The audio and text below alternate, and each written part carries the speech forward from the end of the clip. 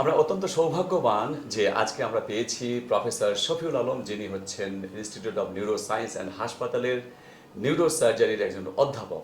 তার সঙ্গে আমরা কথা বলবো পিএলআইডি বিষয়ে, পিএলআইডির অপারেশন পরবর্তী যে করণীয় সেই বিষয়ে।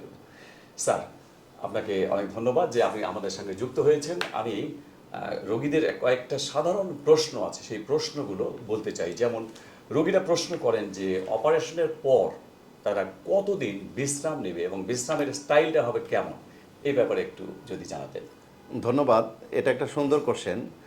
অপারেশনের পরে রুগীদের বিশ্রাম কতদিন নিতে হবে?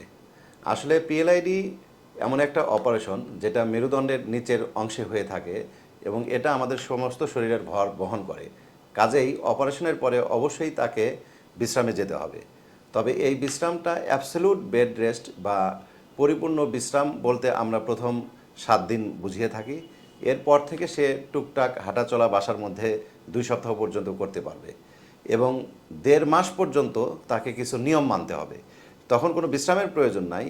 নিয়মগুলোর মধ্যে যেমন ভারী জিনিস আলগি না দেওয়া, সামনে ঝুঁকে কাজ না করা, বড় ধরনের জার্নি না করা এবং সম্ভব হলে নামাজ ইশারায় চেয়ারে পড়া, মোটামুটি 1.5 মাস পর্যন্ত। এবং 1.5 মাসের পর থেকে সে স্বাভাবিক কাজ করতে পারবে। আচ্ছা।